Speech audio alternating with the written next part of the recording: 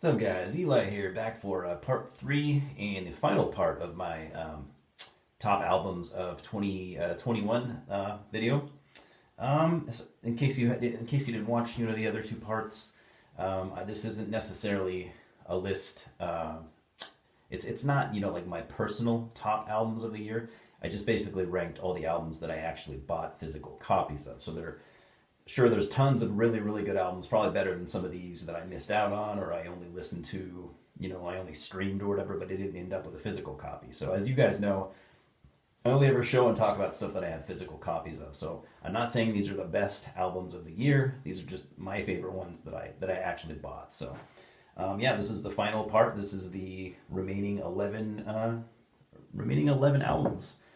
I will say, I've been kind of talking about this. These albums are really good, but I do think I want to go back to. I do want to go back to buying more underground albums. I mean, I really bought a lot of more mainstream stuff this year, and even I think I did the same thing last year, but this year even more so. So, going through these albums and stuff, I'm kind of like, man. But I will say that doesn't mean that I only listened to mainstream albums this year. Or it doesn't even mean that I necessarily just bought mainstream stuff. I bought a ton of really cool, older releases that were obscure and, just shit that I wanted in my collection. But I guess, at the end of the day, I haven't really focused that much on, what's going on now. And I guess I kind of want to get back to that. I don't know. I guess the last couple of years, not a lot has really blown me away, and I've maybe become a little disillusioned, but just a little bit. But I still want to support the newer bands, and because there's tons of good shit out there still. There's good death metal being made, good black metal. I don't feel as strongly of with like traditional metal and thrash and stuff like that. I'm kind of picky with those genres nowadays. But anyways, we'll go ahead and get started. Coming at number 11, we have Moonspell with Hermitage. This was a good album. I'm a big Moonspell fan. Obviously, I think it's a good album. This came out on Napalm Records. Obviously, I've always loved Moonspell. I will say that even though I ranked this album fairly high, I didn't enjoy this album as much as probably the last few. But I think, I don't know, I find myself being really impatient with a lot of albums these days, and I find that a lot of stuff grows on me. So I think I do like what I'm hearing on this album, and I think in a couple years, if I keep listening to it, I think in a couple years I'm going to like it a lot more. But anyways, as it sits, Moonspell with Hermitage, my number 11. Number 10, I actually do not have a physical copy to show you. I know I say that that's kind of a rule of mine. Usually it is. This one, however, I forgot to order. It's on its way in the mail right now, but it's going to be a while, and I wanted to knock this video out. I guess my timing was bad, but anyways, my number 10 is going to be the new Nazul album. At least that's how I always pronounced it. Nazul from Australia, one of my favorite black metal bands of all time. So their album this year, since I don't have the show, Urkalian or something like that, Urkal, I don't know. Look it up. Great black metal out of Australia. I'll admit this one is kind of a grower on me. I listened 2 or 3 times. The first time I was kind of underwhelmed. I feel like I like it more and more with each listen. So by next year at some point, I think I'll think really highly of it. The earlier work for me has been kind of untouchable. Their last album, which was over 10 or 15 years ago, that album, one of my favorite black metal albums of all time. I knew there was no way they were going to compete with that. This one's a little short. I don't even think it clocks in at 30 minutes. But anyways, came out on Seance Records. Check it out. Check out that band just in general if you haven't. Amazing black metal. A little underrated, I would say. My number 9, we are going to be talking about Proscriptor McGoverns Apsu. I already kind of tackled the controversy behind this band, and I'm not going to go there again. I remain an Apsu fan. I know they're called Apsu now, or Proscriptor McGoverns Apsu. I hope they change that. Just go to Apsu, APSU. I just shorten it. But anyways, this album, another grower for me. this band has never let me down in the past, and I certainly don't feel let down this time either. But the first time I listened to it, it kind of went in one ear and out the other. But it's another grower for me, and like I said, a lot of music nowadays takes more time to grow on me than it did in the past. I feel like I have this block the last couple of years where I just don't. I think it's because music comes out at such a fast pace nowadays, and there is so much coming out that I think my brain's just been kind of overloaded. It's like, dude, we don't want any more new shit up in here. Like, go listen to Rain and Blood. Go listen to your 80s and 90s shit, and that's, we're familiar with that. It's, comfort food for us. But anyways, so where were we at? Number 9, Proscriptor, McGoverns, Apsu. Number 8, we're going to be talking about the new Grave Miasma album. Why do I keep saying new? Obviously, these are all from 2021. Anyways, Grave Miasma, Abyss of Wrathful Deities. Another grower for me. Another, when I first got it, it was just like, and I like it more and more, literally, substantially more with each listen. I think this album holds up to their earlier work. At first I felt kind of let down, but I like this at least 50% more with each listen. It's already getting to the point where it's stacking up to everything else in their discography. Just nasty death metal out of the UK. These guys have always been awesome. They, when they came storming on the scene, 10, 15 years ago, they were great from the start. So, yeah, no disappointment here. Number 8, Grave Miasma with Abyss of Wrathful Deities. Number 7, I'm going for Disaster, Churches Without Saints. One of my favorite black thrash bands. They're kind of a German thrash metal staple at this point. I think they've gotten so iconic that they're almost, had they started a lot earlier, had they started when like Sodom and Destruction and shit did, I think they'd have way more of a cult following. That said, they do have quite a cult following anyways. They've never released anything subpar, and really loved it. Disaster, Churches Without Saints, sitting at number 7. Number 6, we're going for Portal, Avow. Portal did have 2 albums out this year. I didn't buy their ambient albums because I don't give a shit about that kind of music for the most part. So I picked up their metal album. Yet another album that I like more and more with each listen. The last time I listened to it like a month ago, I just absolutely loved it. This is kind of a return to form for them. If you're a fan of those first 3 albums, this is, and maybe you didn't like the last 2, which I did. I liked how they switched, kind of changed production styles and, those last 2 albums sounded vastly different, not only from each other, but from their earlier work. So this one is a lot more in line with their first 3 albums. So if that's the Portal that you love, definitely check this out. I don't think you'll be disappointed. I mean, I sure wasn't. Did you hear that? That was Louis growling at me. He's pissed off. Number 5, we're going with Hooded Menace, the Tritonus Bell. I've been a fan of Hooded Menace ever since they came out on the scene, whenever that was, 10, 15 years ago.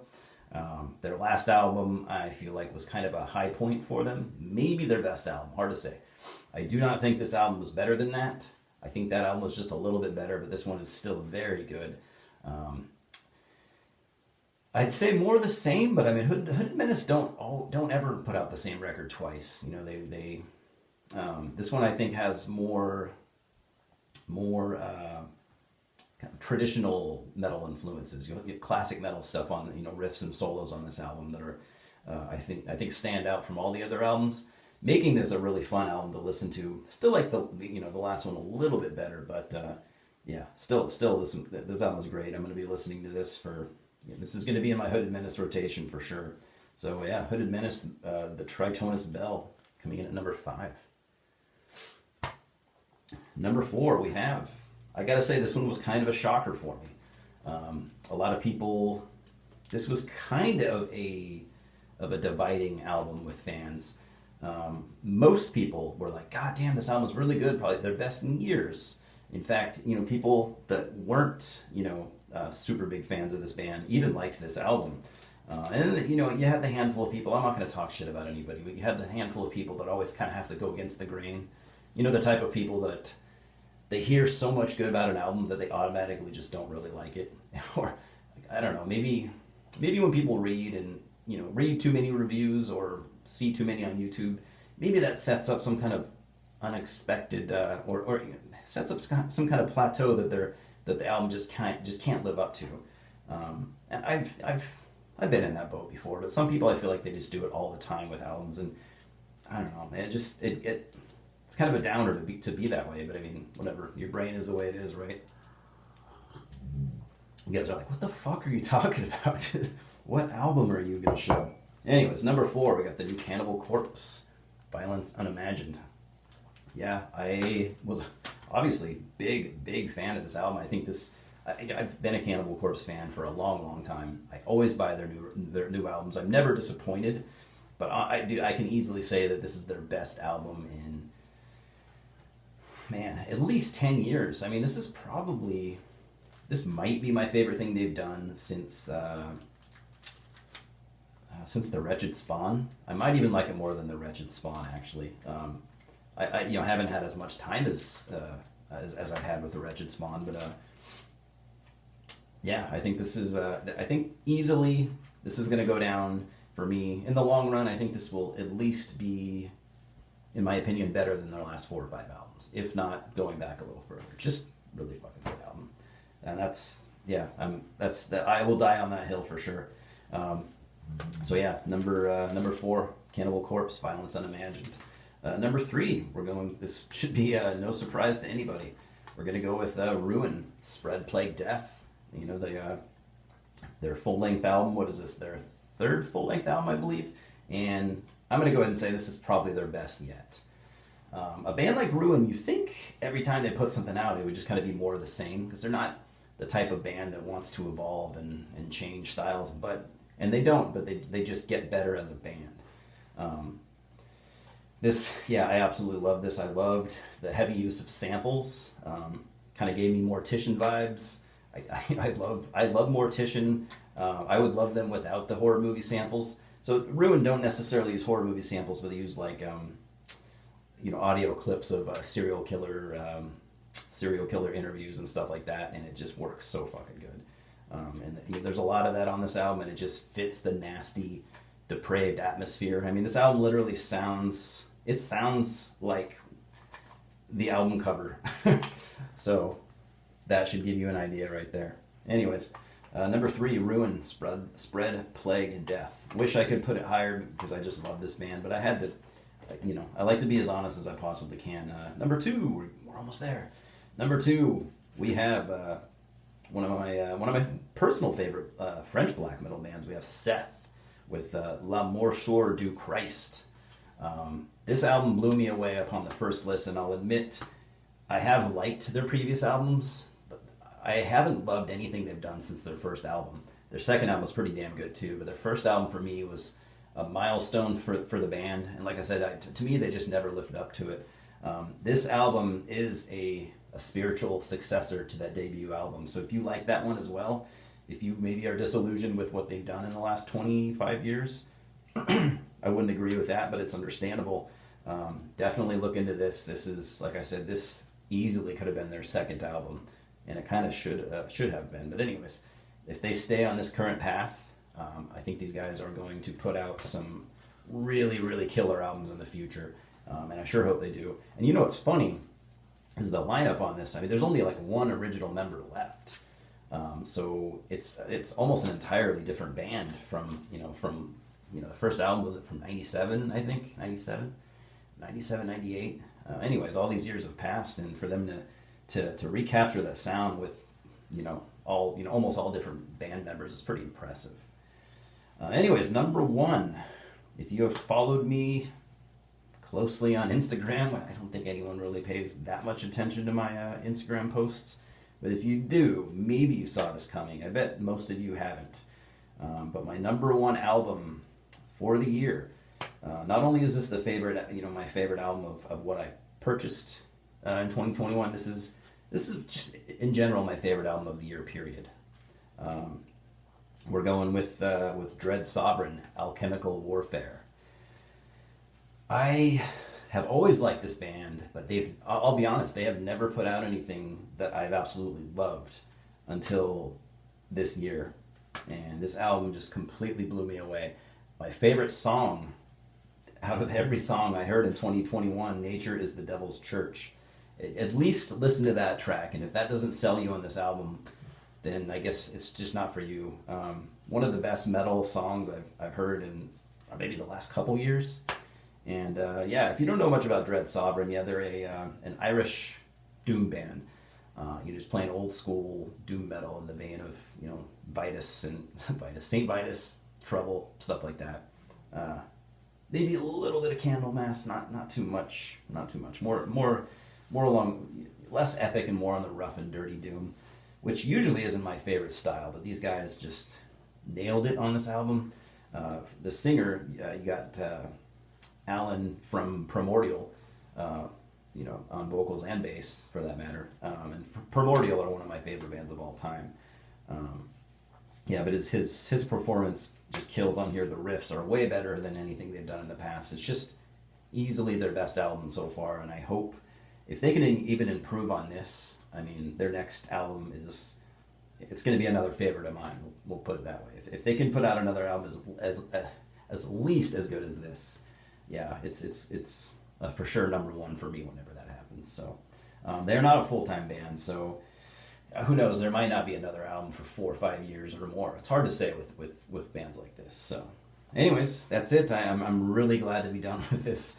I had over 30 albums I had to talk about, and I usually don't do 3 videos in a row like this.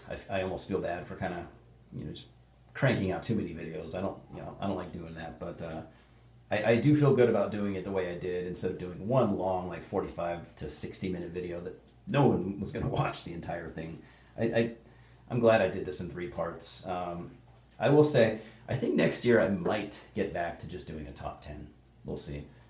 It was kind of a chore doing 30 albums like this, and I'm really glad to be done.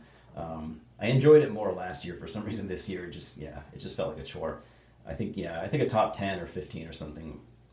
But we'll see how I feel next year. But anyways, feel free to share. Let me know what you think and share your top albums with me as well. There's going to be a lot of stuff that I didn't check out this year that I'm going to check out in 2022. So because I know I missed out on some gems. So anyways, that's all I got for now. I got plenty of cool ideas for videos coming up soon. I have some cool horror movie ideas, for videos. I think my next horror movie video is gonna be talking about H.P. Lovecraft related movies, because it turns out I'm a big fan of his, and it turns out I have a bunch of movies in my collection that are either adaptations of his stories or just movies that are highly influenced, considered Lovecraftian by all the fucking nerds out there. But that'll be real fun. If you're a Lovecraft fan and you've been looking for movies based off his work, I did. If you watch that video, I did a lot of the legwork for you. So I think it's going to be an actual useful video from me instead of my usual fare. So, anyways, thanks for stopping by, guys. Louis says hello. He's down there, pissed off at me, but we will talk soon, huh? Cheers.